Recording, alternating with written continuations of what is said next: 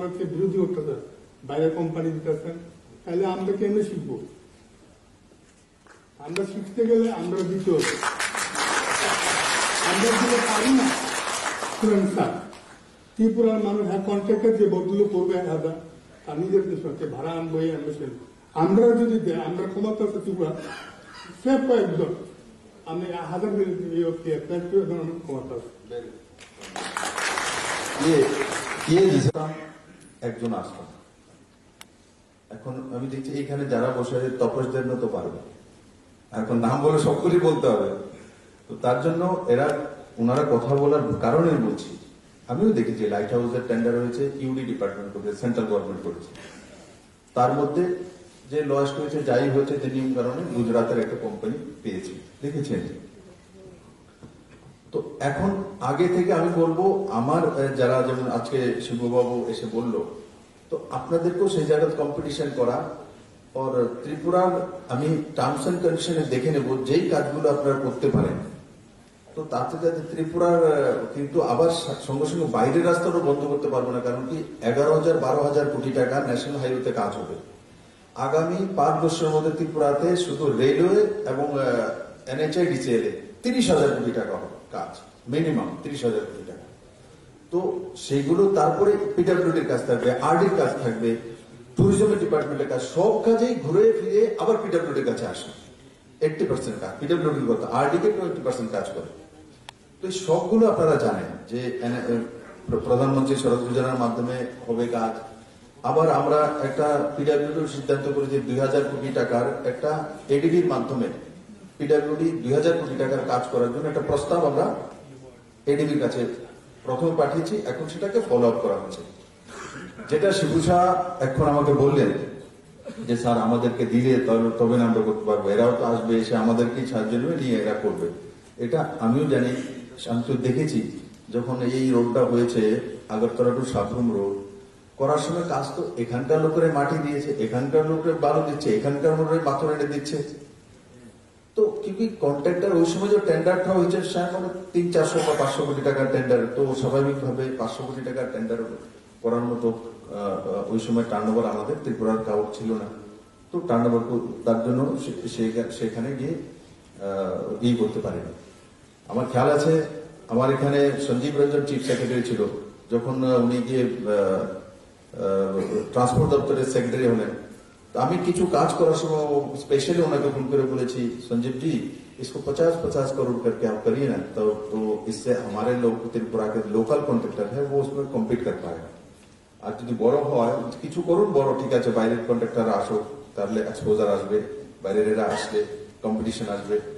আর সঙ্গে সঙ্গে আমার ত্রিপুরার জন্য যাতে যাতে এগুলো করা হয়, কারণ কি এগুলো ন্যাশনাল হাইওয়ে কাজ তো রোড ট্রান্সপোর্ট ডিপার্টমেন্ট ই করে। তো আমি বলেছি, তারপরে এরা একসময় 500 কোটি টাকা টেন্ডার তৈরি করছিল, 400 কোটি টাকা, 200 কোটি টাকার নিচে প্যাকেজ করবে না। তার বলার পর তারপর 70 কোটি টাকা, 50 কোটি টাকা, কিছু কিছু স্থানীয় এই যে চোরাইবাড়ি থেকে কুমারঘাট পর্যন্ত কিছু কাজ হয়েছে, আমার ত্রিপুরারই কন্ট্রাক্টররা পেয়েছে। আমি এখানে নাম বলবো না, সবাই জানে কে পেয়েছে, কাজ করেছে। আর যেটা আমি আমার কাছে খবর আছে, আমি তত মাটি করে দেখিনি, যে চোরাইবাড়ি টু কুমারঘাট পর্যন্ত ত্রিপুরার কন্ট্রাক্টররা যেই নাম আছে কাজ করেছে, আমার কাছে রিপোর্ট এসে মোটামুটি ভালো কাজ করেছে বলেছে। আমি একদম এখন সার্টিফিকেট দিলে বলবে ছাত্র সার্টিফিকেট দিয়ে দেয়া, তো আমি সবচেয়ে ভালো কাজ করেছি সেটা তো ইঞ্জিনিয়ার বলতে পারবে, কিন্তু আমি সাধারণ মানুষ যখন ওই রোডে চলে আসে, আমার কাছে আসে, তখন বলে খুব ভালো লাগে, রোডটা খুব ভালো হয়ে গেছে, কোয়ালিটিটা ভালো বলে। আবার কুমারঘাট থেকে একটু রোড যে তৈরি করছে, যেই কেউ কন্ট্রাক্টর, আমি কেউ বিষয়ে বলবো না, তো পাবলিক এসে বলে দাদা ঠিকভাবে যে প্রসেসিং গুলি করা সেগুলো হচ্ছে না। তো আমি জেকে সিনহাকে বললাম, জেকে সিনহা রিপোর্ট লাও, দীপককে বলো, NH এর চিফ ইঞ্জিনিয়ারকে বলো রিপোর্ট দেওয়ার জন্য, কাজ কি করছে, কোন কন্ট্রাক্টর করছে, কিভাবে করছে। তো আমি চেষ্টা করি যে যেন আমার কাজগুলি কোয়ালিটিটাও মেনটেন হয় আর কন্ট্রাক্টরও যাতে সঠিকভাবে কাজ করতে পারে।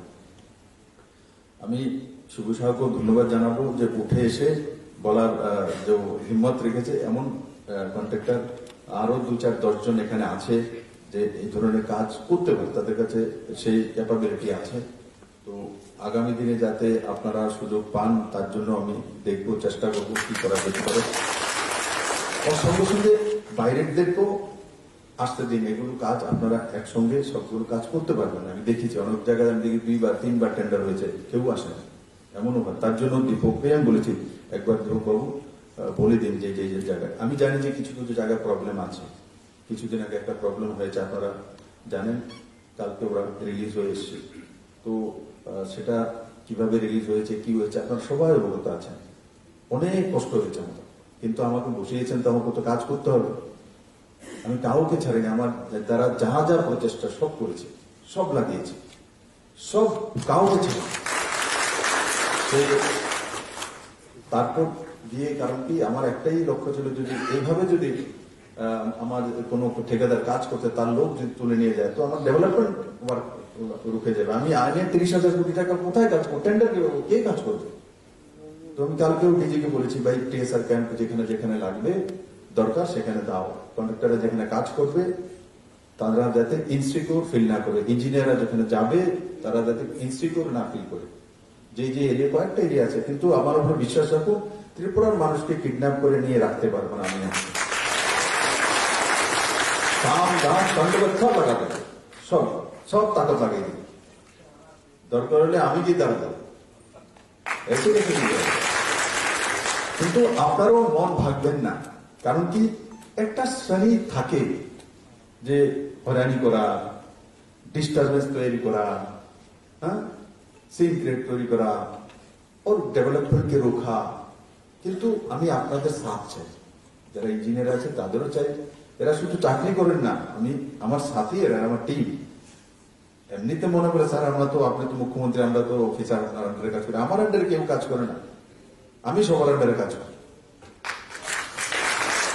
তো ওই মানসিকতা নিয়ে কন্ট্রাক্টরও পজিটিভিটির সঙ্গে কাজ করা। কোনো সমস্যা হলে আপনারা তো লোকাল, অনেক সমস্যা আপনারা নিজেরা সমাধান করতে পারেন, তার অনেক রাস্তা আছে। ওর কোনোভাবেই একবার বোঝা উচিত। আরেকটা বিষয় বলবো, আমি মাঝে মাঝে কিছু কাজ দেখি,